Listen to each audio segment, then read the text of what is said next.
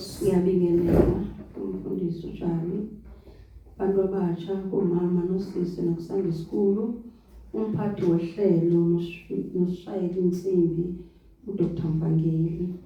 Ngiyabingelela egameni leNkosi yethu Jesu Kristu. uJesu Kristu inkosi. Empilweni bazalwane, uJesu wethu uyaphila. Ngiyabonga uNkulunkulu ukuthi nime la ngalesi sikhathi. Ebekuliwa bazalwane, inyama ibalisa. Umuntu uzofika esitopini ungatholi into uhamba. Awunayo imali yebhodi, futhi ukhathele.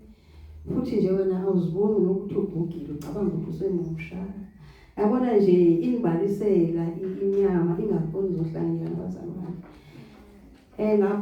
Ngo-7 engiphuma ngayo endlini bazalwane khona ngiphakama impedini. Uyozenzela ikhulu zami ukuyisa amandla. Ngilwe bazalwane ngezikhathi kaNkulunkulu. Kwabuya izwi elikhulunywa ngusisibulo athi iveki liphela kade ukuthi azobona abazalwane. Ngasibheka lesi sikhala somzalwane okhumbule abazalwane, afika abazalwane bengaphelele, ngagquma abazalwane. Ngiyambonga uNkulunkulu ukuthi uNkulunkulu onothando futhi uyasifundisa uthando lwakhe ukuthi sithi noba sinemindeni kodwa kube khona lemindeni ebalekile ngaphezulu kwalomndeni ophuma kuwo. Lo mndeni lo obuya nawo ekhaya ezulwini owenza ukuthi sihlanganyele ezintweni zonke noba kungabonakala abanye mhlawumbe bangagijimela emabandleni amakhulu uthola ukuthi sibuya kuwo amabandla amakhulu bazalwane la lungekho khona uthando. Umzalwane athi uyotype yakhe. Ngikhumbula kwibandla lokuqala lelangene kulo labelungu. Sasithi masiya kwi-home cell ngama-Wednesday abanezikhiya zemoto babe haga nabodwa. Wena ungenaso isikhiya semoto awuyotype yakho kodwa uphakathi ekholweni. Kodwa siyambonga uNkulunkulu kuleli vali lothando lokuthi sihlangane ngenhlupheko zeNkosi uJesu.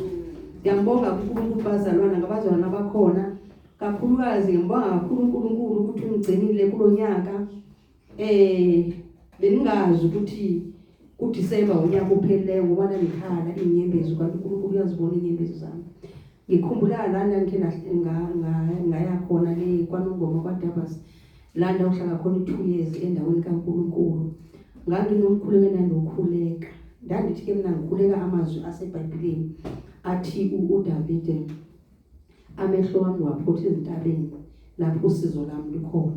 Ngithe sengifikile la entabeni ngicabanga ukuthi kwayi2 months kwalelizwe lithi uyazibona kufikile entabeni lawo ukhulekela ukuthi ube khona. Manje ngiyambonga uNkulunkulu ukuthi wakuzwa ukukhala kwami ngoDisemba last year. Ngathi ngoba ngiyamthanda uNkulunkulu, ngiyamazi uNkulunkulu ukuthi yena wangifela esiphambanweni. Ngaqinisela ngahlala ngaphinda futhi ngePhasika ngakhala ezinye izinyembezi. Ngazibuza ukuthi kuthi uNkulunkulu ukholwa mina kungifanele. Kanti uNkulunkulu uyayazi ukuthi ungibekele ukuthi ukholo kwami lupheleliswa kuphi. Bazalwane ngakhuluma ningafezi nje ngimbuka uNkulunkulu ehamba nathi endleleni yonke. Ngibonga nje isifundo sokungena emkhosini bazalwane. Singenile imikhosi siyibala simisa iminwe siphumela kweminye imikhosi kodwa ubona ukuthi hayi cha kwakubhimba la kodwa uNkulunkulu ngiyamthanda ukuthi uNkulunkulu akakujaji ngento ongayazi, ukujaja ngento oyaziyo. Mawusenza ungazi yena ubheka ukuthi lento uyenza ngamoya munye. Bendiyenza ngoba bengifuna ukukholwa, bendiyenza ngoba bengifuna uNkulunkulu, bengekho abendifundisile ngalokho. Manje ngiyambheka uNkulunkulu izolo mangiphuma esifundweni somkhuleko ngilinde upart 4 namhlanje avela uNkulunkulu angifaka kuwebsite yebandla. Manifika lapho bazalwane hayi umuntu uzalahlelwa nje. uNkulunkulu angazi ngisengiyambuka uDavide mathi uNkulunkulu wazi imithambo yezinto zami.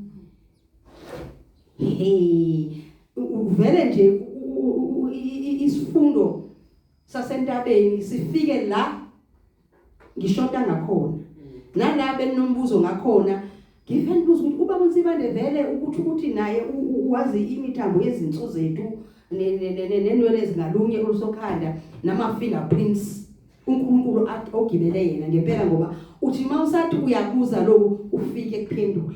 uthi mawuqhubeka ngakho kucaca ukuthi ngejudgment day bazalwane ngesikwazi ukusiphendulela. Ngiyambonga uNkulunkulu kakhulu nesifiso nje ukuthi ingathi ndize nakhuluma nobaba uJali izolo siseyemncwabeni ngithi ubaba umhlaba wonke uyamdinga ubaba uNsibande kuthi nje singabantu sinezinto zethu esizigabisa ngazo isambulwana nje onaso ubone ukuthi hayi ngeke wona ukolwe ngomunye umuntu. Kanti izwi lenkosi lithi umoya wabaprofeti uyathobelana. Mawungeza nawe lesambulo kwakhiwa into eyodwa. Manje uyabona ukuthi ukuphikisana okhona ngulona naye ufuna ukuvela nalona naye ufuna ukuvela. Ngibona na ku YouTube ukhona ufuna uzenza enigma kodwa nje i-character yokukhuluma uyambona ukuthi abona la ku enigma kakabikho la. Kodwa nje uyathi ukuthi yena unguperfect ku-percent.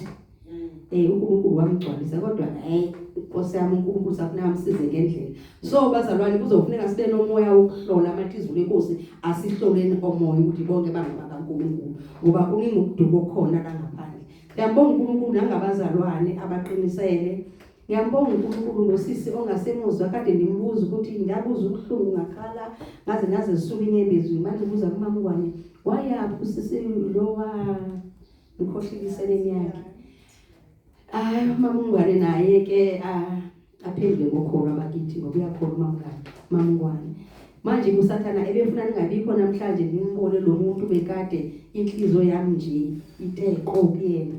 Ngiyabonga uNkulunkulu bazalwane uyaphela enesifiso nje kodwa sazawukhe ngikhulume noMkhulu ukuthi ayingibingana ababi khona into Nkosi yami esidlula izoni ziyahlangana izoni la ngaphandle.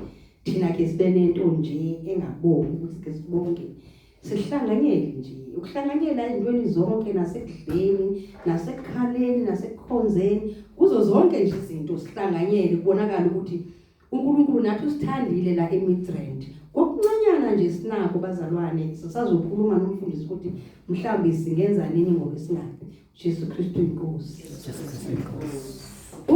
Jesu wa Hallelujah.